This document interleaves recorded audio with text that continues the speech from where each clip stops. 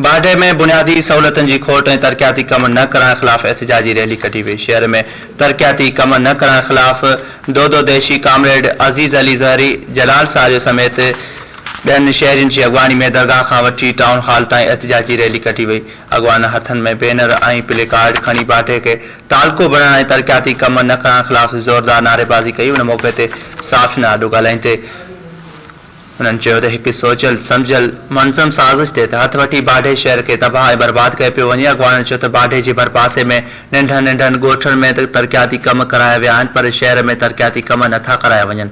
Road रस्ता तबाह थी विया आहिनि। मुज़ाहिरीन चयो त चूंडियल नुमाइंदा अरबे रुपया खाई हड़प करे विया। उन समूरी सूरत हाल जा ज़िम्मेवार बाडे मां चूंडियल नुमाइंदा आहिनि।